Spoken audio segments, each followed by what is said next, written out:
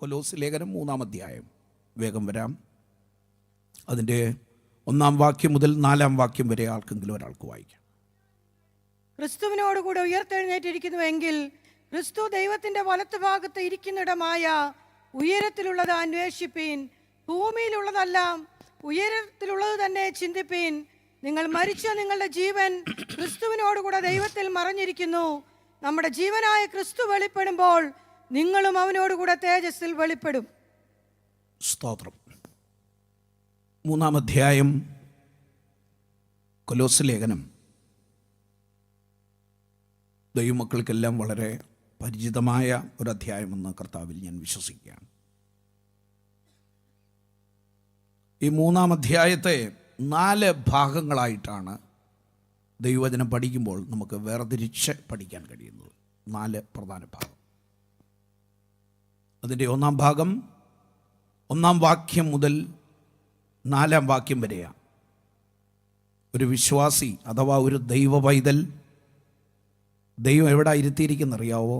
സ്വർഗത്തിലിരുത്തിയിരിക്കുക.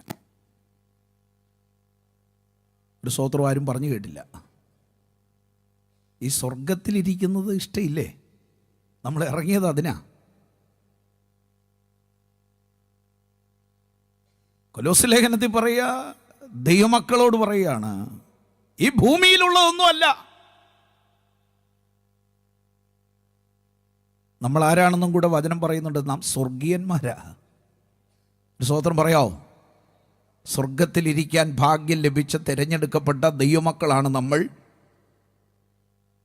ഒറ്റ യോഗ്യത നമുക്ക് പറയാനുള്ളൂ: കൃപയാൽ നാം ആ തെരഞ്ഞെടുപ്പിൻ്റെ ഭാഗമായി തീർന്നു. അയോഗ്യതകൾ ഏറെയായിരുന്നു, ഏറെയാ. നമ്മളെ ആരെങ്കിലുമാണ് സ്വർഗത്തിൽ ഇരുത്തുന്നവരുടെ ലിസ്റ്റിൽ ഉൾപ്പെടുത്താൻ ഒരു പേപ്പറുമായിട്ട് ഭൂമിയിൽ കർത്താവ് ഏൽപ്പിച്ചിരുന്നെങ്കിൽ എൻ്റെ പൊന്നച്ചനെ എന്തായിരുന്നു സ്ഥിതി? സ്തോത്രം. അത് ദൂതന്മാരുടെ കയ്യിലും കൊടുത്തില്ല, വേറെ ആരുടെ കയ്യിലും അത് ഭരമേൽപ്പിച്ചില്ല. വിശ്വസിക്കുന്ന സകലർക്കും യേശുവിനെ കർത്താവെന്ന ഹൃദയം കൊണ്ട് വിശ്വസിക്കുകയും രക്ഷയ്ക്കായി ഏറ്റുപറയുകയും ചെയ്യുന്ന സകല മാനവജാതിക്കും, അതിനകത്ത് വർഗവർണ്ണ വ്യത്യാസമില്ലാതെ, കുലമോ കുടുംബമോ വിദ്യാഭ്യാസമോ ഒന്നും നോക്കാതെ എല്ലാവർക്കും വേണ്ടി ഒരുക്കിയ ആ വലിയ രക്ഷണ്യ പദ്ധതിയെ ഓർത്ത്, അതിൻ്റെ ഭാഗമാകാൻ ദൈവം തന്ന ഭാഗ്യം ഓർത്ത് നമ്മുടെ കൈകൾ ഉയർത്തി ഒരു സ്തോത്രം ചെയ്യോ. ആ ഭാഗം അവിടെ നിൽക്കട്ടെ. 2-ാമത്തെ ഭാഗം 5-ാം വാക്യം 11-ാം വാക്യം വരെയാണ്. അതെന്താണെന്നറിയാമോ? ഒരു വിശ്വാസി ഭൂമിയില. ഇപ്പം ഇവിടെ നന്നായി ജീവിച്ചാലേ ആദ്യം പറഞ്ഞിടത്ത് എത്തത്തുള്ളൂ. സ്തോത്രം. സ്വർഗത്തിലിരുന്നെന്ന് പറഞ്ഞാൽ ഭയങ്കര സന്തോഷമാണ്. പക്ഷെ ഇവിടെ എന്തായിരിക്കുന്നോ അതിനെ അടിസ്ഥാനപ്പെടുത്തിയ സ്വർഗത്തിലോട്ടുള്ള യാത്ര. ഒരു വിശ്വാസി ഈ ഭൂമിയിൽ എങ്ങനെ ജീവിക്കണം? നമ്മുടെ സാമൂഹിക കടപ്പാടുകൾ നമ്മൾ വിസ്മരിക്കരുത്. നമുക്കൊരു സമൂഹമുണ്ട്, ചുറ്റുപാടുകളുണ്ട്, അപ്പനുണ്ട്, അമ്മയുണ്ട്, സഹോദരങ്ങളുണ്ട്, കുടുംബമുണ്ട്, കുടുംബക്കാരുണ്ട്, ചാർച്ചക്കാരുണ്ട്, നെയ്ബേഴ്സ്, അയൽവാസികളുണ്ട്. നാം ഉൾപ്പെട്ടിരിക്കുന്ന സാമൂഹിക ബന്ധങ്ങൾ വളരെ സാക്ഷ്യമുള്ളതും ദൈവകൃപയുള്ളതുമായിരിക്കണം. കാരണം നീ തെരഞ്ഞെടുക്കപ്പെട്ട, വീണ്ടെടുക്കപ്പെട്ട, സ്വർഗത്തിലിരിക്കാൻ ഭാഗ്യം ലഭിച്ച ഒരു ദൈവത്തിന്റെ പൈതലാണ്. നിന്റെ നടപ്പും ഉടുപ്പും എല്ലാം ആ വിധത്തിൽ മാതൃകയുള്ളതായിരിക്കണം. ഭൂമിയിലെ നമ്മുടെ യാത്ര സ്വർഗീയ യാത്രയ്ക്ക് ഒരു വലിയ അടിസ്ഥാന ഘടകമാണ്. ഇവിടെ നമ്മുടെ ഇടപാട്, ഇവിടെ നമ്മുടെ രീതികൾ, ഇവിടുത്തെ നമ്മുടെ പോക്ക്, ഇവിടുത്തെ നമ്മുടെ ഇരിപ്പ്, ഇവിടുത്തെ നമ്മുടെ സംഭാഷണം, ഇവിടുത്തെ നമ്മുടെ നോട്ടം, ഇവിടുത്തെ നമ്മുടെ ഉടുപ്പ്, ഇതെല്ലാം അതുമായിട്ട് റിലേറ്റഡാണ്. ഇവിടെ ഒരു തികഞ്ഞ ആത്മീകനായി ജീവിക്കാൻ ദൈവത്തിൻ്റെ അളവറ്റ കൃപ ചോദിച്ചു വേണം ദൈനംദിനം ഒരു ദൈവ പൈതൽ ക്രിസ്തീയ ജീവിതയാത്ര മുൻപോട്ട് കൊണ്ടുപോകാൻ. മൂന്നാമത് 12-ാം വാക്യം മുതൽ 17-ാം വാക്യം വരെ ഒരു വിശ്വാസി സഭയിൽ എങ്ങനായിരിക്കണം? സ്തോത്രം. നാം ഉൾപ്പെട്ടിരിക്കുന്ന ദൈവസഭയിൽ നമ്മുടെ ജീവിതം, നമ്മുടെ ബന്ധങ്ങൾ, നമ്മുടെ ഇടപാടുകൾ, ഇങ്ങനെ ഭാഗമെല്ലാം ഒന്ന് തൊട്ടുപോകാം, നിൽക്കട്ടെ. സഭയിൽ മറ്റെന്തെല്ലാം കൂടെ ഉണ്ട് എന്നും വളരെ കൃത്യമായിട്ട് ദൈവത്തിൻ്റെ ആത്മാവ് ഓർപ്പിക്കുന്ന ഭാഗം കൂടെയാണ്. നാലാമത്തെ വളരെ ഗൗരവമായ ഒരു തലം 18-ാം വാക്യം മുതൽ 25-ാം വാക്യം വരെ ഒരു വിശ്വാസി കുടുംബത്തിൽ എങ്ങനായിരിക്കണം? ഒരു സ്തോത്രം പറയാമോ? ആ കുടുംബം, അപ്പൻ, അമ്മ, ഭാര്യ, ഭർത്താവ്, മക്കൾ. ചിലരങ്ങ് സ്വർഗത്തിൽ കയറിയിരിക്കുക, വീട്ടിലെ ഒരു കാര്യവും നോക്കത്തില്ല, വീടുമായിട്ട് ഒരു ബന്ധവുമില്ല. അപ്പൻ്റെ കാര്യം അറിയത്തില്ല, അമ്മയുടെ കാര്യം അറിയത്തില്ല, സഹോദരങ്ങളുടെ കാര്യം അറിയത്തില്ല, ചാർച്ചക്കാരുടെ കാര്യം അറിയത്തില്ല, ആങ്ങളുടെ കാര്യം അറിയത്തില്ല, പെങ്ങളുടെ കാര്യം അറിയത്തില്ല. ഭാര്യ ഭർത്താക്കന്മാരുടെ കടപ്പാടുകൾ, കുടുംബ ബന്ധങ്ങൾ, അതിനെ എത്ര ഇഴയെടുപ്പത്തോടെ സൂക്ഷിച്ചു വേണം ഒരു ദൈവ പൈതൽ യാത്ര ചെയ്യാനെന്ന് വളരെ കൃത്യമായി കൊലോസ്യ ലേഖനം 3-ാം അധ്യായം അതിൻ്റെ 18-ാം വാക്യം മുതൽ 25-ാം വാക്യം വരെ രേഖപ്പെടുത്തിയിരിക്കുക. കുടുംബ ബന്ധം. രാവിലെ ഇവിടെ വന്നിരിക്കുന്ന എല്ലാ ദൈവമക്കളും ദൈവം തന്ന കുടുംബം ഓർത്ത് കർത്താവിനൊരു നന്ദി പറഞ്ഞ്, എന്നിട്ട് ആ കൈ പറ്റുമെങ്കിൽ ആ മാർവോട് ചേർത്ത് വെച്ചിട്ട് പറ, എൻ്റെ കർത്താവേ, എൻ്റെ കുടുംബ ബന്ധം ഏറ്റവും ഭംഗിയായി ഈ ആയുസ്സും മുഴുവൻ കൊണ്ടെത്തിക്കാൻ, അത് പൂർത്തീകരിക്കാൻ, എല്ലാ കടപ്പാടുകളും ദൈവകൃപയിൽ ആശ്രയിച്ച് ചെയ്യാൻ എനിക്ക് നിൻ്റെ കൃപ തരണമേ. ഒരു നല്ല കുടുംബജീവിതം നയിക്കാൻ, ആമേൻ, സഹോദരന്മാരെ നല്ലൊരു അപ്പനാകാൻ, സഹോദരിമാരെ നല്ലൊരു അമ്മയാകാൻ, സഹോദരന്മാരെ നല്ലൊരു പിതാവും മാതാവുമാകാൻ, ആമേൻ, നല്ലൊരു സഹോദരനും സഹോദരിയുമാകാൻ. കുടുംബ ബന്ധങ്ങളുടെ ആമേൻ ഉലച്ചിലുകളുള്ള, തകർന്നു പോകുന്ന, ഉടച്ചു കളയുന്ന ഈ ദുഷ്ടലോകത്തിൽ എൻ്റെ ദൈവമേ, അനുഗ്രഹിക്കപ്പെട്ട ഒരു കുടുംബജീവിതം നയിക്കാൻ എനിക്ക് നിന്റെ കൃപ തരണേ.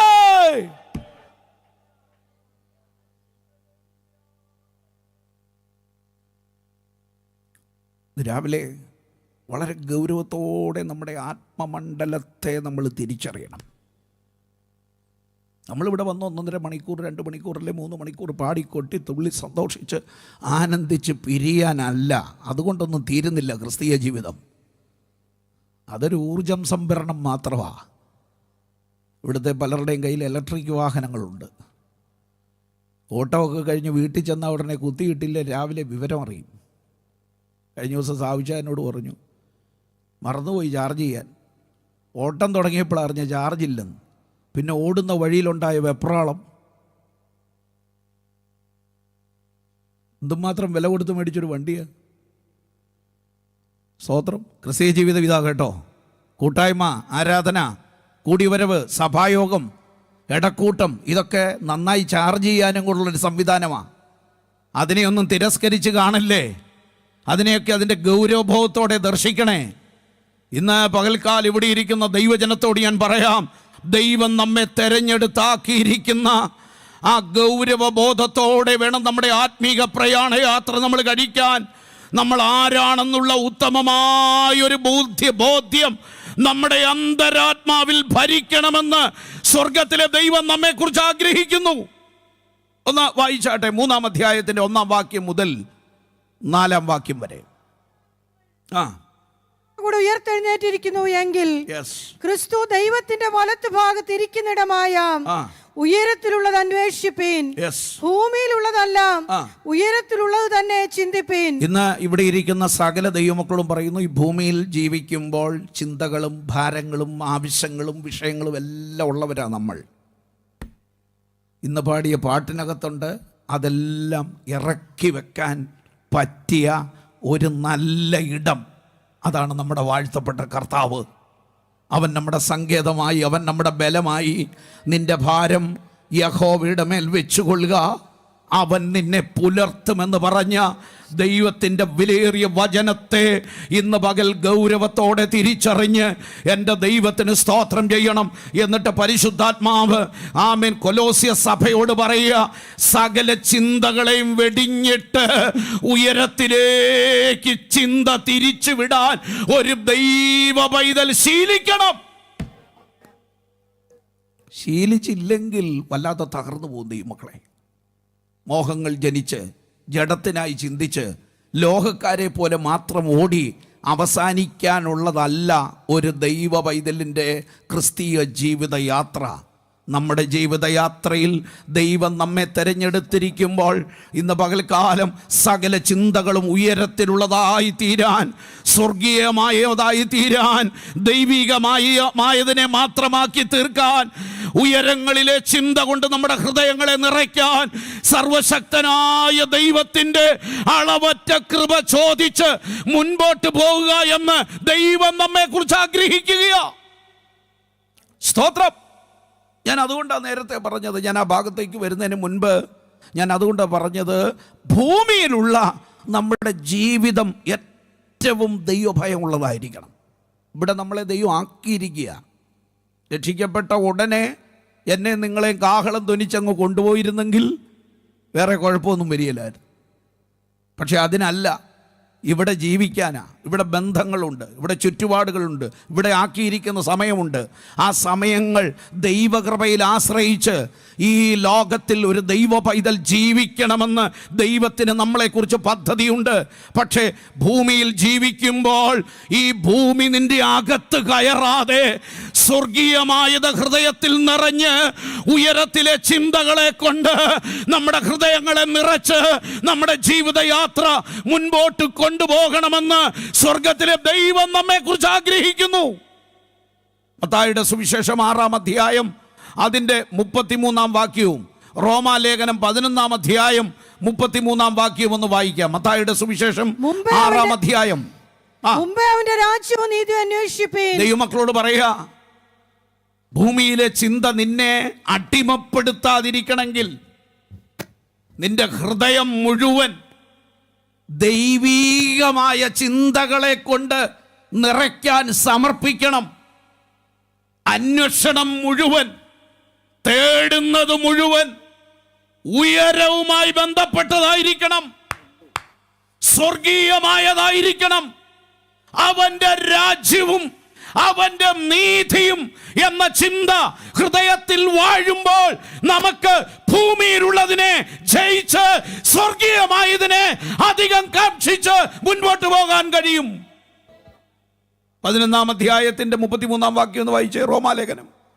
ദൈവത്തിന്റെ ധനം, ദൈവത്തിന്റെ ധനം, ജ്ഞാനം, അറിവ്, ദൈവത്തിന്റെ ധനം, ജ്ഞാനം, അറിവ് എന്നിവയുടെ ആഴമേ, അവന്റെ ന്യായവിധികൾ എത്ര അപ്രമേയവും അവന്റെ വഴികൾ എത്ര അഗോചരവുമാകുന്നു. സ്വർഗീയമായതിനെ കാക്ഷിക്കുന്ന, ഉയരത്തിലെ ചിന്ത കൊണ്ട് നിറയ്ക്കുന്ന ഒരു ഭക്തന്റെ ഹൃദയം ദൈവത്തിന്റെ ധനം കൊണ്ട് നിറയുക. ദൈവത്തിന്റെ ധനം. എന്താ ദൈവത്തിന്റെ ധനം? സ്വർഗീയമായ ചിന്തകൾ, ഉന്നതമായ ചിന്തകൾ. ഈ ലോകത്തിന്റെ ഭാരവും ഭയവും ഭീതിയും ഒരു ദൈവ പൈതലിനെ അടിമപ്പെടുത്തരുത്. ആദ്യം നമ്മൾ വായിച്ച വാക്യത്തിൽ പറയുന്ന അതെല്ലാം തരാൻ കർത്താവ് വിശ്വസ്തനാ. ഒറ്റ കാര്യം നീ ചെയ്താൽ മതി, അവന്റെ രാജ്യവും നീതിയും അന്വേഷിച്ച് അതിലൂടെ യാത്ര ചെയ്യാൻ ഒരു ദൈവ പൈതൽ ശീലിക്കുമ്പോൾ, ഹല്ലേലൂയ, ഈ ലോകത്തിൽ കാണുന്നതെല്ലാം ദൈവമക്കളെ ഉപയോഗത്താൽ നശിച്ചു പോകുന്നതാണ്. എത്ര കോടി രൂപയുടെ വീട് വെച്ചാലും, അത് 10 15 25 പണ്ടൊക്കെ നമുക്കിങ്ങനൊരു വില പറയാൻ തന്നെ പേടിയായിരുന്നു. ഇപ്പം അതൊന്നുമില്ല. 25 30 ഒക്കെ കോടി രൂപയുടെ വീടുകൾ പണിയപ്പെടുന്നൊരു കാലഘട്ടത്തിലാണ് നമ്മൾ ജീവിക്കുന്നത്. എത്ര കോടിയുടെ വെച്ചാലും ഉപയോഗത്താൽ അതെല്ലാം പഴകുന്നതാകട്ടോ. കാലപ്പഴക്കം ചെല്ലുമ്പോൾ അതിനെല്ലാം വ്യതിയാനം വരുന്നതാ, അതിനെല്ലാം തുരുമ്പിക്കുന്നതാ, അതെല്ലാം ചെതലിക്കുന്നതാ, അതെല്ലാം ഈ ഭൂമി കൊണ്ട് കെട്ടുപോകുന്നതാ. പ്രവാചക ഭാഷയിലും പത്രോസ്ലിഗയുടെ ഭാഷയിലും പറഞ്ഞാൽ അതെല്ലാം തീക്കായിട്ട് സൂക്ഷിച്ചിരിക്കുന്നതാ. എന്ന സ്വർഗീയമായതിനെ, അധികം മേൽത്തരമായതിനെ കാക്ഷിക്കുന്ന ഒരു ദൈവത്തിന്റെ പൈതൽ ഇതിന്മേൽ ആകുല ചിന്തയ്ക്ക് ഇടം കൊടുക്കത്തില്ല. 2-ാം അധ്യായം, എനിക്ക് തോന്നുന്നു 22-ാം വാക്യം, കൊലോസ് ലേഖനം 2-ാം അധ്യായത്തിന്റെ 22-ാം വാക്യം ഒന്ന് വായിച്ചേ. ഇതെല്ലാം ഉപയോഗത്താൽ നശിച്ചു പോകുന്നത് അത്രേ. ഇതെല്ലാം, കൊലോസ് ലേഖനം 2-ാം അധ്യായം 22-ാം വാക്യം ഒന്നുകൂടെ. ഇതെല്ലാം ഉപയോഗത്താൽ നശിച്ചു പോകുന്നത് അത്രേ. എന്തുണ്ടേലും, എത്ര നല്ലതാന്ന് തോന്നിയാലും, എത്ര ഇഷ്ടം തോന്നി മേടിച്ചാലും, ഇഷ്ടമാണല്ലോ ഇന്നത്തെ വാല്യൂ. മോഹവില എന്ന് പറയും. മോഹവില അതൊരു സാധാരണ വിലയല്ല, ഗവൺമെൻറ് നിശ്ചയിച്ച വിലയല്ല, സമൂഹത്തിൽ പൊതുവിലുള്ള വിലയല്ല. അത് ഇഷ്ടം തോന്നുമ്പോൾ കൊടുത്തു വാങ്ങുന്ന വിലയാണ്. ചിലപ്പോൾ ആൾക്കാർ തലേ കേൾവിക്കും, അയ്യോ ഇത്രയും വില കൊടുത്താണ് ഇത് മേടിച്ചത്. അതൊരു മോഹവിലയാണ്. പക്ഷെ വചനം പറയുന്നു, എൻ്റെ പൊന്നു സഹോദരങ്ങളെ, ഇതെല്ലാം എന്തോ ഉണ്ടേലും അതെല്ലാം ഉപയോഗത്താൽ നശിച്ചു പോകുന്നതാ. ഈ കാണുന്നതെല്ലാം ഉപയോഗത്താൽ നശിച്ചു പോകുന്നതാ, കാലപ്പഴക്കം ചെല്ലുന്നതാ. എന്നാൽ ഇന്ന് പകൽക്കാലം ദൈവമക്കൾ തിരിച്ചറിഞ്ഞോണം. ആമേൻ. മീതെ സ്വർഗത്തിൽ എനിക്കായി ഒരു ഭവനം പണിയുന്നുണ്ട്.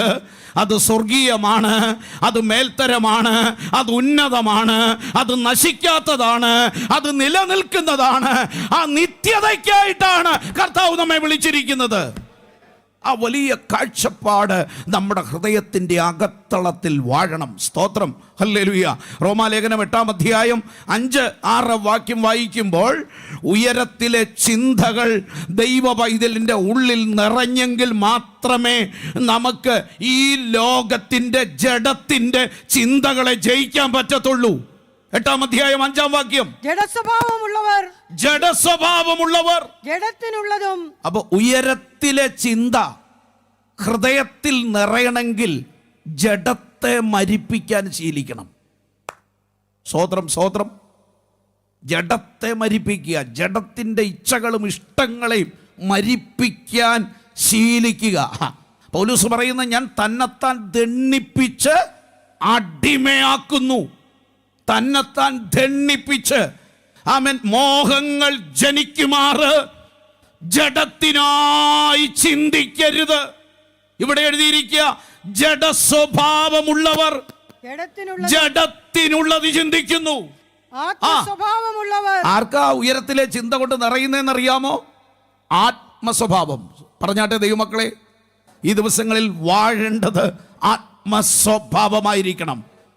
ഈ ദിവസങ്ങൾ എപ്പോഴും പറഞ്ഞുകൊണ്ട് നടക്കണം. വണ്ടി ഓടിക്കുമ്പോഴും, വീട്ടിലിരിക്കുമ്പോഴും, അടുക്കളയിൽ ജോലി ചെയ്യുമ്പോഴും, കർത്താവേ, ഒരാത്മസ്വഭാവത്തിൻ്റെ ഉടമയാക്കി എന്നെ മാറ്റണമേ. ആത്മസ്വഭാവത്തിൽ വാഴാൻ എനിക്ക് നിന്റെ കൃപ തരണമേ. അതിനുവേണ്ടി ഞാൻ എന്നെ സമർപ്പിക്കുന്നു. ജഡത്തിൻ്റെ ചിന്തകളെ, ജഡത്തിൻ്റെ ഇച്ഛകളെ, ജഡത്തിൻ്റെ ഇഷ്ടങ്ങളെ ഒരു ദൈവ പൈതൽ മരിപ്പിച്ച് ആത്മാവിൻ്റെ സ്വഭാവമുള്ളവനായി തീരുക. സ്തോത്രം. ഫിലിപ്പിയ ലേഖനം 4-ാം അധ്യായം 8-ാം വാക്യം, ഒടുവിൽ സഹോദരന്മാരെ, സത്യമായതൊക്കെയും പൗലോസ് പറയുക, വാഴുന്ന, ഒതുക്കുന്ന, പുറകോട്ട് വലിക്കുന്ന ജഡത്തിന്റെ ചിന്തകളെ ജയിക്കാൻ ഒരു ദൈവ പൈതൽ ശീലിക്കുമ്പോൾ അവന്റെ ചിന്ത മുഴുവൻ പോകുന്ന എങ്ങോട്ടാണെന്ന് അറിയാമോ? സത്യമായതൊക്കെയും, ഘനമായതൊക്കെയും, നീതിയായതൊക്കെയും, നിർമ്മലമായതൊക്കെയും. ഈ ദിവസങ്ങൾ അങ്ങനെ ഒരു ചിന്ത കൊണ്ട് ഹൃദയം നിറയണമെന്ന് എത്ര പേർ ആഗ്രഹിക്കുന്നുണ്ട്? എൻ്റെ ഹൃദയത്തിൽ വാഴേണ്ട ചിന്തകൾ, എന്നിൽ വാഴേണ്ട ചിന്തകൾ, എൻ്റെ ജീവിതത്തിൽ വാഴേണ്ട ചിന്തകൾ അങ്ങനെയുള്ളതായിരിക്കട്ടെ. കർത്താവേ, അതിനെനിക്ക് നിന്റെ കൃപ തരണം. എനിക്ക് അതിന് നിന്റെ കൃപ വേണം. അതുകൊണ്ട് ദൈവസന്നിധി പ്രാർത്ഥിക്കുക, ഭൂമിയിലുള്ള നമ്മുടെ ചിന്തകളുടെ മേൽ നാം ജയമെടുക്കുക. സ്തോത്രം. ഹല്ലേലൂയ. അത് എന്താ നമ്മൾ ചെയ്യേണ്ടത്? 3-ാം അധ്യായം കൊലോസ്യ ലേഖനം 3-ാം അധ്യായം അതിന്റെ 5-ാം വാക്യം. ആകയാൽ ദുർനടപ്പ്, അശുദ്ധി, അതിരാഗം, ദുർമോഹം, വിഗ്രഹാരാധനയായ അത്യാഗ്രഹം, ഇങ്ങനെ ഭൂമിയിലുള്ള നിങ്ങളുടെ അവയവങ്ങളെ മരിപ്പിപ്പീൻ. ഭൂമിയിലുള്ള അവയവം, ഭൂമിയിലുള്ള ചിന്ത, ഭൂമിയിലുള്ള അവയവവുമായി ഭയങ്കര റിലേഷനാണ്. ഇതിങ്ങനെ നമ്മുടെ മേൽ കയറി വാഴുക. രക്തത്താൽ ജയം. എത്ര രക്ഷിക്കപ്പെട്ടതാന്ന് പറഞ്ഞാലും, സ്നാനപ്പെട്ടതാന്ന് പറഞ്ഞാലും, അന്യഭാഷയും ആത്മാവും പറയുമ്പോഴും നമ്മുടെ മേൽ വാഴുന്ന ഈ ശരീരത്തിന് ദൈവമക്കളെ ഇതുവരെ വീണ്ടെടുപ്പ് കിട്ടിയിട്ടില്ല. ഇത് ഞരങ്ങിക്കൊണ്ടിരിക്കുക. ആ വീണ്ടെടുപ്പിനായി, ആ പുത്രത്വത്തിനായി, ആത്മമണവാളന്റെ പ്രത്യക്ഷതയ്ക്കായി ഒരു ദൈവ പൈതൽ ഞരങ്ങി കഴിയുക. അതിനിടയിൽ നമ്മുടെ മേൽ വാഴുന്ന ചില ശക്തികൾ. പോലീസ് പറഞ്ഞ വാക്ക് കണ്ടോ? എന്തുവാ? ദുർനടപ്പ്. യോഗ്യമല്ലാത്ത എല്ലാ നടപ്പും ദുർനടപ്പാ. ഒരാത്മീകന് ചേരാത്ത, ഒരു ദൈവ പൈതലിന് ഭൂഷണമല്ലാത്ത, രക്ഷിക്കപ്പെട്ട സ്നാനപ്പെട്ട ഒരു ദൈവ പൈതലിന് മാന്യതയ്ക്കും നിലവാരത്തിനും വചനം നമ്മെ പഠിപ്പിക്കുന്ന തലങ്ങളിൽ നിന്ന് വ്യത്യസ്തമായി സഞ്ചരിക്കുമ്പോൾ ദൈവത്തിൻ്റെ ആത്മാവ് പറയുക, ദുർനടപ്പ്, അശുദ്ധി, അതിരാഗം, ദുർമോഹം, വിഗ്രഹാരാധനയായ അത്യാഗ്രഹം. നമ്മുടെ ഹൃദയത്തിൽ വാഴുന്നത് ലോകത്തിൻ്റെ ചിന്തകൾ, ഭൂമിയിലുള്ള ചിന്തകൾ, ജഡത്തിൻ്റെ ചിന്തകൾ. ഇതാണ് നമ്മുടെ മേൽ വാഴുന്നതെങ്കിൽ നാം അതിനെ ജയിക്കാൻ ദൈവത്തിൽ നിന്ന് ഒരു പുത്തൻ കൃപ പ്രാപിക്കണം. അവിടെ എഴുതിയിരിക്കുന്നത് ആ അവയവങ്ങളെ എന്ത് ചെയ്യണം? മരിപ്പിപ്പീൻ. അതങ്ങ് പൊക്കോളുമെന്നല്ല, അതിനോട് നീ പോരാടണം. ജഡത്തിൻ്റെ ചിന്ത വരുമ്പോൾ, ദുർമോഹം വരുമ്പോൾ, അത്യാഗ്രഹം വരുമ്പോൾ, അശുദ്ധിയുടെ സാഹചര്യം വരുമ്പോൾ, ദുർനടപ്പിൻ്റെ സിറ്റുവേഷൻ വരുമ്പോൾ ചേർന്ന് നടക്കാനല്ല, നീ അതിനോട് ഗുഡ് ബൈ പറയേണ്ടടുത്ത് പറയണം. ഒരാത്മീകനോട് പറയുകയാണ്, മരിപ്പിപ്പീൻ.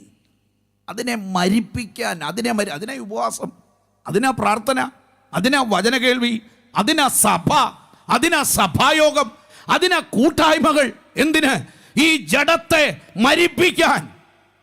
പണ്ടത്തെ കാലത്തൊക്കെ മുക്കുടിയന്മാരായ മനുഷ്യരൊക്കെ രക്ഷിക്കപ്പെട്ട് വന്ന ഉടനെ സഭയിലൊരു 3-4 പേരെങ്കിലും ആത്മഭാരമുള്ള, പാസ്റ്ററെ കൂടാതെ 2-3 പേര് ഈ സഹോദരൻ്റെ ചുറ്റും കാണും കുറച്ച് ദിവസത്തേന് മിനിമം. കാരണം അവൻ പിന്തുടർന്ന പാപത്തിൻ്റെ എല്ലാ പ്രകൃതിയിൽ നിന്നും അവനെ ശരിയായ ദൈവകൃപയിൽ അവനെ നയിക്കപ്പെടാൻ, ആ സാഹചര്യങ്ങളിലേക്ക് അവൻ വീണ്ടും പെട്ടെന്ന് വഴുതി പോകാതിരിപ്പാൻ അവനെ ആത്മമണ്ഡലത്തിൽ പണിതെടുക്കുന്ന ഒരു ഡ്യൂട്ടി ദൈവസഭയിലെ പിതാക്കന്മാരിൽ പലരും പിന്തുടർന്നൊരു കാലം ഉണ്ടായിരുന്നു. ഇന്ന് പകൽക്കാലം ഇവിടെ ഇരിക്കുന്ന ദൈവമക്കളോട് പറയാം, പാപത്തിൻ്റെ സാഹചര്യം വരുമ്പോൾ, ജഡത്തിൻ്റെ സാഹചര്യം വരുമ്പോൾ, ആമേൻ ഹല്ലേലൂയ, നമ്മെ വിഴുങ്ങുന്ന, അമർത്തുന്ന, നമ്മെ പിന്തുടരുന്ന സ്വഭാവങ്ങൾ വരുമ്പോൾ അതിനെ മരിപ്പിക്കാൻ നീ കൃപ പ്രാപിക്കണം. അതിനാണെന്നേ പരിശുദ്ധാത്മാവിനെ തന്നത്. പരിശുദ്ധാത്മാവിൻ്റെ ഉപയോഗമെന്ന് പറയുന്നത് തന്നെ പാപബോധമാണ്. പാപബോധമില്ലാത്ത, കുറ്റബോധമില്ലാത്ത, അനുതാപമില്ലാത്ത, ഹൃദയനുറുക്കമില്ലാത്ത നിന്റെ സഞ്ചാരം വളരെ ശ്രദ്ധിക്കണം. അത് ആത്മീകമാണോ? അത് പരിശുദ്ധാത്മാവിൽ നിന്നുള്ളതാണോ? പരിശുദ്ധാത്മാവിന് ചില സ്വഭാവങ്ങളുണ്ട്. പരിശുദ്ധാത്മാവിൻ്റെ സ്വഭാവത്തിൽ പ്രധാനപ്പെട്ടതൊന്നാണ്. 2-ാമത്തെ ഭാഗം റോമാലേഖനം 8-ാം അധ്യായം അതിൻ്റെ 12-13 വാക്യം. ആകയാൽ സഹോദരന്മാരെ, നാം ജഡത്തെ അനുസരിച്ച് ജീവിക്കേണ്ടതിന് ജഡത്തിനല്ല കടക്കാരാകുന്നത്. ജഡത്തെ അനുസരിച്ച് ജീവിക്കുന്നുവെങ്കിൽ പിന്നെ മരിപ്പിക്കുക. നിങ്ങൾ ആ വാക്യം ശ്രദ്ധിക്കണം, മരിപ്പിക്കുക. അത് നമ്മുടെ ഉത്തരവാദിത്വം, അത് നമ്മൾ ചെയ്യേണ്ടതാ. ചിലതിനെയൊക്കെ മരിപ്പിക്കണം, ഒഴിയേണ്ടടത്ത് ഒഴിഞ്ഞു മാറണം.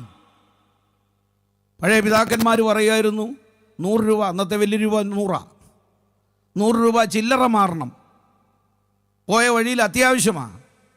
നോക്കിയപ്പോൾ അടുത്ത് കടയെങ്ങുമില്ല. കണ്ടത് ഒരു പഴയ കള്ള് ഷാപ്പ്. ഇടം വല്ലം നോക്കി ആരെയും പ്രത്യേകിച്ച് കണ്ടൊന്നുമില്ല. ഷാപ്പിലോട്ട് കയറി ചില്ലറ മാറുന്നതിന് എന്നാ കുറ്റം? ഭക്തന്മാരായ കർത്തൃദാസന്മാർ പറയുമായിരുന്നു, എടാ ആത്മീയനാണോ നീ? അവിടുന്ന് ഇറങ്ങുന്നത് കണ്ടാൽ മതി, നിൻ്റെ ശുശ്രൂഷയും തീർന്നു, ആത്മീയവും പോയി, ലോകം നിൻ്റെ മേൽ പിന്നെ മുദ്ര കുത്താൻ പോകുന്ന എന്താണെന്ന് നീ തിരിച്ചറിയണം. ഇന്ന് പകൽക്കാലം ദൈവമക്കളോട് പറയാം, ഇരിക്കാവുന്നിടമുണ്ട്, നിൽക്കാവുന്നിടമുണ്ട്, പോകാവുന്നിടമുണ്ട്.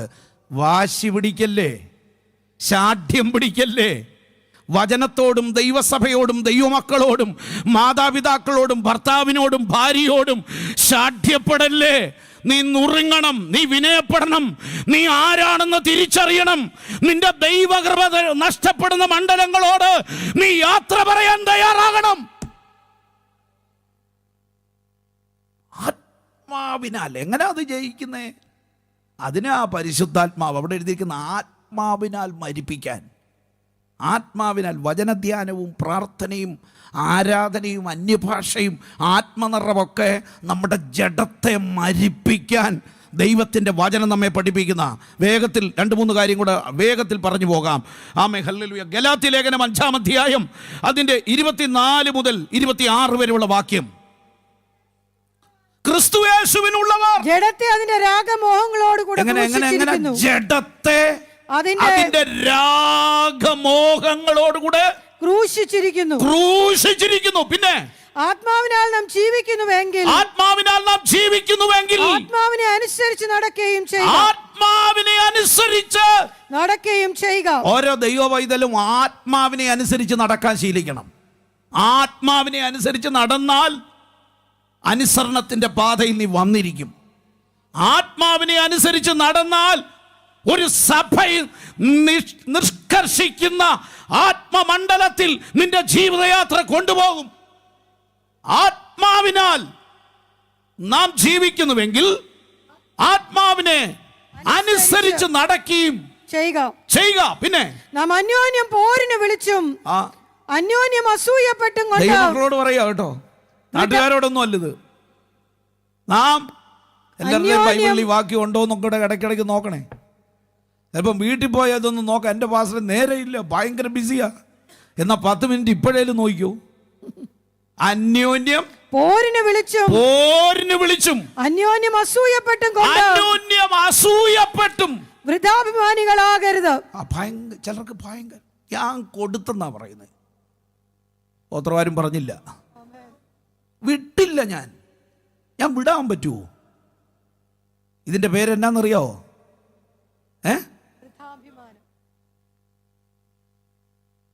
വൃഥാഭിമാനി. ഒരു പ്രയോജനമില്ലാത്ത പൊങ്ങച്ചം, ജഡത്തിന്ന് ഉയരുന്ന പൊങ്ങച്ചം. നമുക്ക് വേണ്ടത് ക്രൂശിന്റെ ചുവട്ടിൽ താഴാം. ആത്മാവിൽ നമുക്കൊന്ന് നുറുങ്ങാം. ഈ വചനത്തിന് മുമ്പിൽ താഴ്മ ധരിക്കാം. കർത്താവേ, നിന്റെ വചനത്തിന്റെ മുമ്പിൽ വിറയ്ക്കാൻ എനിക്ക് നിന്റെ കൃപ വേണം എന്ന് ദൈവസന്നിധി പറയട്ടെ. 26 വരെ വായിച്ചേ വേഗം. നാം അന്യോന്യം പോരിന് വിളിച്ചും അന്യോന്യം അസൂയപ്പെട്ടും കൊണ്ട് വൃഥാഭിമാനികളാകരുത്. അതുകൊണ്ട് ഈ ദിവസങ്ങളിൽ വളരെ ഗൗരവത്തോടെ ദൈവമക്കളെ, ഈ ജഡത്തെ അനുസരിച്ച് ജീവിതയാത്ര മുമ്പോട്ട് കൊണ്ടുപോയാൽ ഉണ്ടാകുന്ന തകരാറ് വലുതാ. ഈ അനുസരണം എന്ന് പറയുന്നത് ദൈവം വളരെ ഗൗരവത്തോടെ കാണുന്നൊരു കാര്യമാണ്. ഭയങ്കര ഗൗരവ ദൈവത്തിന് ആ കാര്യം. പഴയ നിയമത്തിൽ ശൗലിനെ രാജാവായിട്ട് അഭിഷേകിച്ച് രാജസ്ഥാനത്ത് കിട്ടിയപ്പോൾ പറഞ്ഞു, അമാലേക്കിനോട് യുദ്ധത്തിന് പോകാൻ. തമ്പുരാൻ അഡ്വാൻസ് ആയിട്ടൊരു കാര്യം പറഞ്ഞു, പോന്നൊക്കെ കൊള്ളാം, ഒന്നിനോട് നിനക്ക് എന്ത് ചെയ്യരുത്, കനിവ് തോന്നരുത്.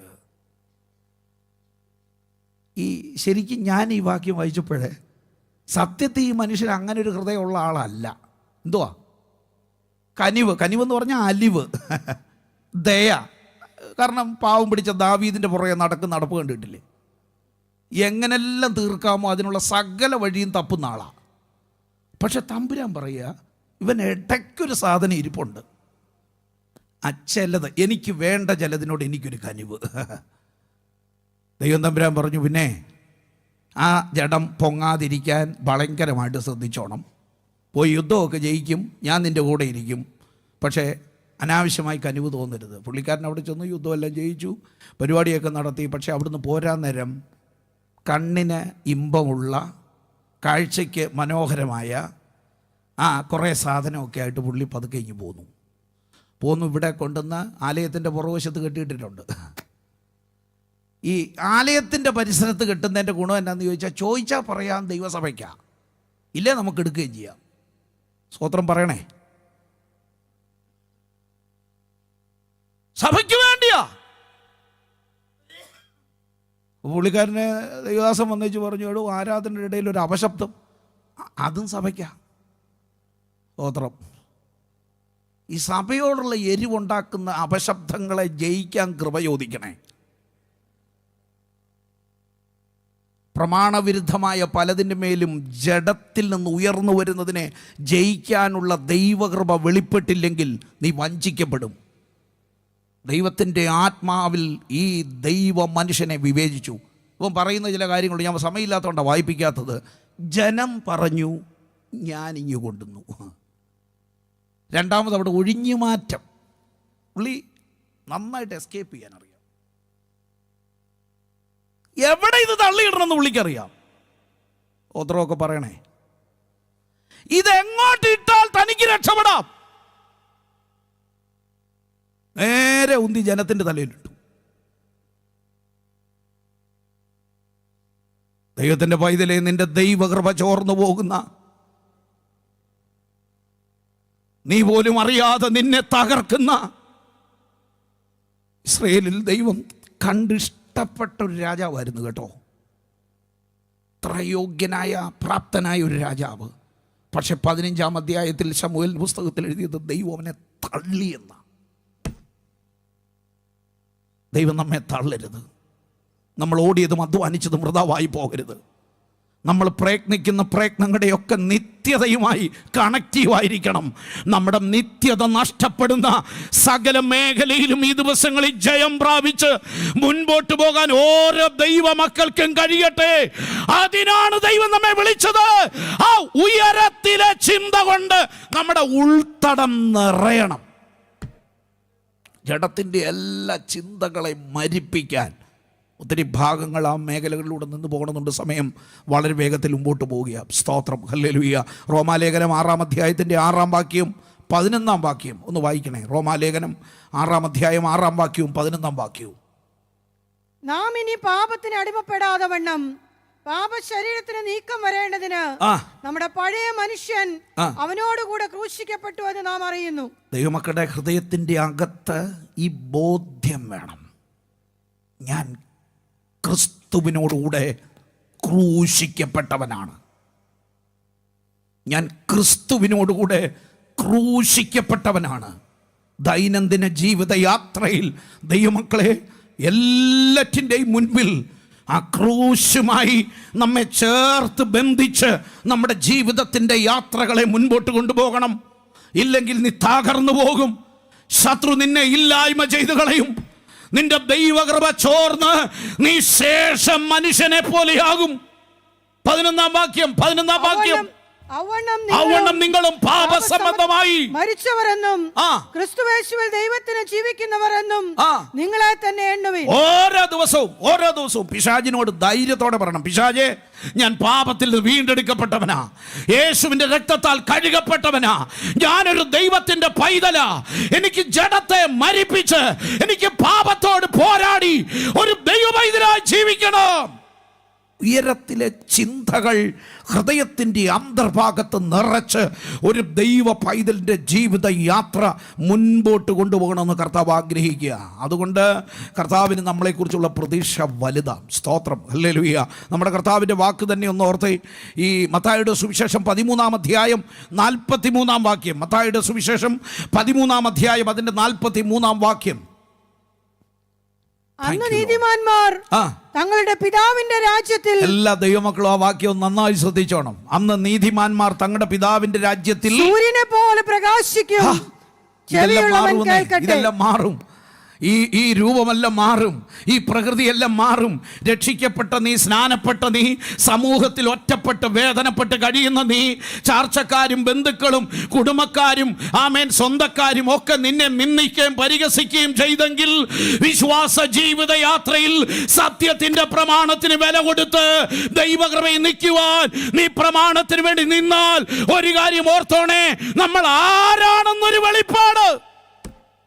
ഒരു പ്രാവശ്യം കൂടെ വാക്യം വായിച്ചു. അന്ന് നീതിമാന്മാർ തങ്ങളുടെ പിതാവിന്റെ രാജ്യത്തിൽ സൂര്യനെ പോലെ പ്രകാശിക്കും. നമ്മൾ ആരാ? സൂര്യനെ പോലെ പ്രകാശിക്കാൻ വിളിക്കപ്പെട്ടവരാ.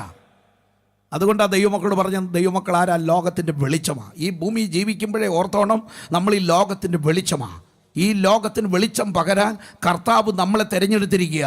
നമ്മുടെ വിളിയും തെരഞ്ഞെടുപ്പും അധികം ഉറപ്പാക്കി ഓരോ ദിവസവും നമ്മൾ മുൻപോട്ട് പോകണം. റോമാലേഖനം 8-ാം അധ്യായം അതുകൊണ്ട് 17-ാം വാക്യത്തിൽ എഴുതിയിരിക്കുന്നത്, അവനോടുകൂടെ തേജസ്കരിക്കപ്പെടേണ്ടതിന് അന്ന് നീതിമാന്മാർ നാം 8:17 നാം മക്കളെങ്കിലോ അവകാശികളുമാകുന്നു. ദൈവത്തിന്റെ അവകാശികളും ക്രിസ്തുവിന് കൂട്ടവകാശികളും തന്നെ. നാം അവനോടുകൂടെ മറക്കരുത്, ആ ഭാഗം മറക്കരുത്. നാം അവനോടുകൂടെ തേജസ്കരിക്കപ്പെടേണ്ടതിന് നമ്മുടെ വിളി ഉയരത്തിലെ ചിന്തയുമായി, ഉന്നതമായ ചിന്തയുമായി യാത്ര ചെയ്യുന്ന നാം സ്വർഗീയന്മാരാണ് എന്ന ഉത്തമ ബോധ്യത്തോടെ യാത്ര ചെയ്യുന്ന ഒരു ദൈവത്തിന്റെ പൈതലിനോട് പറയുക, നാം അവനോടുകൂടെ തേജസ്കരിക്കപ്പെടേണ്ടവരാണ്. അതിനുവേണ്ടി അല്പാൽപ്പം കഷ്ടത തരുന്നേ. എന്തിനായി കഷ്ടത തരുന്നേ?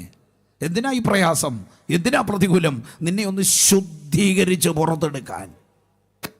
തട്ടാൻ്റെ ഉലയിൽ വെച്ച് ഉരുക്കി പൊന്നുപോലെ പുറത്തെടുക്കുന്ന ആ പൊന്നിനെ പോലെ ജീവിതയാത്രയിൽ അല്പം കഷ്ടവും പരിശോധനയും പ്രതികൂലമൊക്കെ കടന്നു വരുമ്പോൾ സ്തോത്രം ചെയ്യണം. പിറുപിറുക്കരുത്, ഭാരപ്പെട്ടു പോകരുത്, നിരാശപ്പെട്ടു പോകരുത്. നാം അവനോടുകൂടെ തേജസ്കരിക്കപ്പെടുവാൻ വിളിക്കപ്പെട്ടവരാണ്. അതിൻ്റെ 28, 29, 30 വാക്യത്തിൽ വായിക്കുമ്പോൾ, അവന്റെ സ്വരൂപത്തോട് അനുരൂപരാകാൻ നാം പ്പെട്ടവരാണ്. ഫിലിപ്പിയ ലേഖനം 3-ാം അധ്യായം 21-ാം വാക്യത്തിൽ എഴുതിയിരിക്കുന്നത്, അവന്റെ മഹത്വത്താലുള്ള ശരീരത്തോട് അനുരൂപരാകാൻ. നമുക്ക് കർത്താവ് നമ്മളെ വിളിച്ചിരിക്കുന്ന വിളിയുടെ ആഴം നമ്മൾ ഓർക്കണം. അവൻ സകലവും തനിക്ക് കീഴ്പ്പെടുത്താൻ കഴിയുന്ന തന്റെ വ്യാപാര ശക്തി കൊണ്ട് നമ്മുടെ താഴ്ചയുള്ള ശരീരത്തെ മഹത്വമുള്ള ശരീരത്തോട് അല്പം വേദനയും അല്പം കഷ്ടതയും അല്പം രോഗവും അല്പം സങ്കടവും ഒക്കെയുള്ള ശരീരമായി ഈ ശരീരം. എന്നാൽ ഈ ശരീരം രൂപാന്തരപ്പെടാനുള്ളതാണ്. ഇത് വേർതിരിച്ചതാണ്. ഇത് കർത്താവിന് വേണ്ടിയുള്ളതാണ്. വിളിക്കപ്പെട്ട ദൈവപൈതൽ തിരിച്ചറിയേണ്ടത്, നാം അവനെ പോലെ തന്നെ ഇരിക്കുന്നവരാകാൻ വിളിക്കപ്പെട്ടവരാണ്. ആ ലക്ഷ്യബോധ്യത്തോടെ നമ്മുടെ ജീവിതയാത്ര മുമ്പോട്ട് കൊണ്ടുപോകണം. കൊലോസ്യ ലേഖനം 3-ാം അധ്യായത്തിന്റെ 4-ാം വാക്യത്തിൽ എഴുതിയിരിക്കുന്നത്, നാം അവന്റെ തേജസ്സിൽ വെളിപ്പെടാൻ. ഹല്ലേലൂയ. വെളിപ്പാട് പുസ്തകം 7-ാം അധ്യായത്തിന്റെ 9-ാം വാക്യം കൂടെ ഒന്ന് വായിച്ചാട്ടെ. വെളിപ്പാട് പുസ്തകം 7-ാം അധ്യായം 9-ാം വാക്യം. ഇതിന്റെ ശേഷം സകല ജാതികളിലും ഗോത്രങ്ങളിലും വംശങ്ങളിലും ഭാഷകളിലും നിന്നുള്ളതായി ആർക്കും എണ്ണിക്കൂടാത്തൊരു മഹാപുരുഷാരം, ആർക്കും എണ്ണിക്കൂടാൻ കഴിയാത്തൊരു മഹാപുരുഷാരം വെള്ള നിലയങ്കി ധരിച്ച്. എങ്ങനാ വരുന്നതെന്ന് നോക്കിയേ. വെള്ള നിലയങ്കി ധരിച്ച് കയ്യിൽ കുരുത്തോലയുമായി സിംഹാസനത്തിനും കുഞ്ഞാടിനും മുൻപാകെ നിൽക്കുന്നത് ഞാൻ കണ്ടു. അവിടെ നിൽക്കാൻ പോകുന്നത് എങ്ങനെയാ? യോയാലുക്കാസിലും പാർത്താസിലും ചീമാട്ടിയിലും കിട്ടാവുന്ന എല്ലാം മേടിച്ചിട്ടുണ്ടല്ല. അവിടെ കിട്ടാവുന്ന വസ്ത്രത്തെക്കുറിച്ച് എഴുതിക്കുക, വെള്ള നിലയങ്കി ധരിച്ച്. വിശുദ്ധന്മാർ സ്വർഗത്തിൽ ചെന്ന് നിൽക്കാൻ പോകുന്ന ആ ദിവസം സന്തോഷവും പോയി, സ്തോത്രവും പോയി, എല്ലാം പോയി. ഇത്രയും പറഞ്ഞതൊക്കെ ഞാൻ കിട്ടുമായിരുന്നു. വെള്ള നിലയങ്കി ധരിച്ച് കയ്യിൽ കുരുത്തോലയുമായി സിംഹാസനത്തിനും കുഞ്ഞാടിനും മുൻപാകെ നിൽക്കുന്നത് ഞാൻ കണ്ടു. പിന്നെ രക്ഷ എന്നുള്ളത് സിംഹാസനത്തിൽ ഇന്ന് ഇരിക്കുന്നവനായ പകൽക്കാലം ഇവിടെ ഇരിക്കുന്ന സകല ദൈവമക്കളും ഓർത്തോണം, നാം ആ സിംഹാസനത്തിന്റെ മുമ്പിൽ നിൽക്കുന്ന ഒരു ദിവസം നമ്മുടെ മുൻപിലുണ്ട്. അതുകൊണ്ട് ഈ ലോക ജീവിത യാത്രയിൽ കർത്താവിനെ അക്ഷയമായി സ്നേഹിച്ച് വിശുദ്ധിക്കും വേർപാടിനും വില കൊടുത്ത് ദൈവവചന സത്യത്തെ മുറുകെ പിടിച്ച് വിടേണ്ടതിനെ വിട്ട് വെറുക്കേണ്ടതിനെ വെറുത്ത് മാറ്റേണ്ടതിനെ മാറ്റി ദൈവകൃപയെ ജീവിക്കാൻ വിളിക്കപ്പെട്ട ഓരോ ദൈവവൈതലും ആ വെള്ള സിംഹാസനത്തിന് മുൻപാകെ, ആ കുഞ്ഞാടിൻ്റെ മുൻപാകെ നാം ഓരോരുത്തരും നിൽക്കുന്ന ആ നല്ല സുദിനത്തെ ആത്മാവിൽ കണ്ട് ദൈവത്തിന് ഒരുമിച്ചൊന്ന് സ്തോത്രം ചെയ്ത് എല്ലാവരും ചേർന്ന് ദൈവത്തെ മഹത്വപ്പെടുത്താം. അതുകൊണ്ട് ഈ ദിവസങ്ങളിൽ പ്രാർത്ഥിക്കണം, കർത്താവേ, എൻ്റെ ചിന്തകളെല്ലാം ഉയരത്തിലുള്ളതാകാൻ എനിക്ക് നിൻ്റെ കൃപ തരണം. ഭൂമിയിലുള്ളതല്ല, ഉയരത്തിലെ ചിന്തകൾ കൊണ്ട് ആമേ ജഡീകന്മാരാകരുത്, ലോകക്കാരാകരുത്. നാം ലോകവും നമ്മും തമ്മിൽ വ്യത്യാസമുണ്ട്. നാം വിശുദ്ധന്മാരാണെന്നുള്ള സത്യം മറക്കരുത്. നമ്മുടെ വിളിയും തെരഞ്ഞെടുപ്പും അധികം ഉറപ്പാക്കണം. നമ്മെ വിളിച്ചിരിക്കുന്ന വിളിക്ക് യോഗ്യമാമണ്ണം എല്ലാ നടപ്പിലും വിശുദ്ധരായി തങ്ങളെ തന്നെ സൂക്ഷിച്ച് നമ്മുടെ ക്രിസ്തീയ ജീവിത യാത്ര മുൻപോട്ട് കൊണ്ടുപോകാൻ കർത്താവിനോട് നമുക്ക് കൃപ ചോദിക്കാം. Hallelujah, hallelujah. എല്ലാ കണ്ണുകളും അടച്ചാട്ടെ, ഒരു നിമിഷം ദൈവസന്നിധിയിലേക്കൊന്ന് സമർപ്പിച്ചാട്ടെ. ഈ ദിവസങ്ങളിൽ കർത്താവെ, ഉയരത്തിലെ ചിന്ത കൊണ്ട് ഹൃദയത്തെ നിറച്ച് നിൻ്റെ വചനത്തെ ഉള്ളതുപോലെ പ്രമാണിച്ച് നിൻ്റെ സത്യത്തിൽ നിലനിൽക്കാൻ ആവശ്യമുള്ള പുത്തൻ കൃപ ഇന്ന് പകൽ എനിക്ക് തരണമേ എന്ന് എത്ര